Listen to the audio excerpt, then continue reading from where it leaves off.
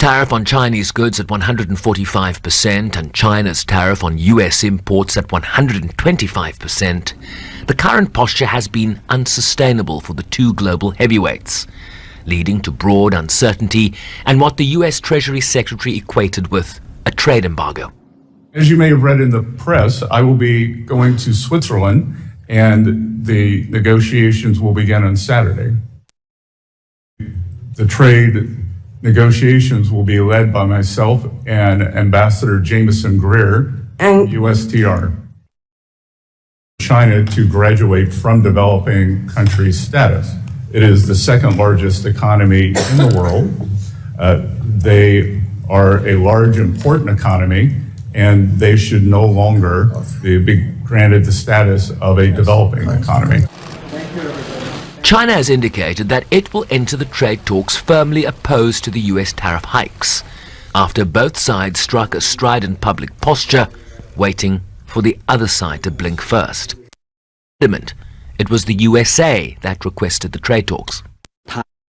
It is the U.S. that has launched a tariff war against China, and China's attitude has been consistent and clear. If the U.S. wants to fight, then we will defend ourselves to the end. If the U.S. wants to talk, then we will leave our doors open. Recently, the U.S. side has repeatedly expressed their willingness to negotiate with China. Trade and tariff wars have no winners. If the U.S. side truly wishes to solve issues through dialogue and negotiation, it must stop threatening and extorting, and talk to China on the basis of equality, respect, and mutual benefits. China has warned that the US tariff policy would severely impact the global economy. Since the beginning of April, the U.S. government's tariff policy has severely impacted international economic and trade order, and the international financial market has been in turmoil, which has also brought great pressure to the domestic capital market. As a next step, the China Securities Regulatory Commission will continue to promote the function of the capital market.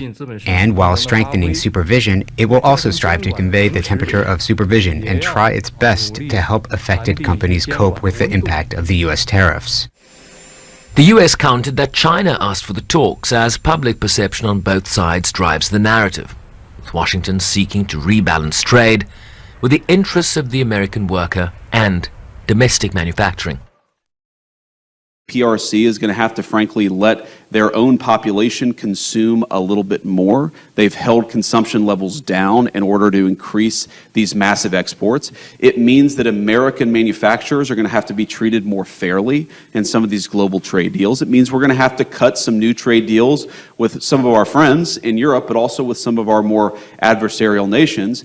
But that also, we have to be careful here, because while we want to rebalance global trade, and that has certainly been the explicit goal of our policy, we also want to make sure that we do this in the right way. I'll take a look at it. Yeah. President Trump was asked about pulling back the tariffs on China to provide the talks in Geneva with some momentum. It says in order to have substantive negotiations, you have to bring down your 145% tariffs. Are you open to pulling back your tariffs in order to get China to the negotiating table? No. The US Federal Reserve keeping rates steady this week amid continued uncertainty. The tariff increases announced so far have been significantly larger than anticipated. All of these policies are still evolving, however, and their effects on the economy remain highly uncertain. As economic conditions evolve, we'll continue to determine the appropriate stance of monetary policy based on the incoming data, the outlook, and the balance of risks.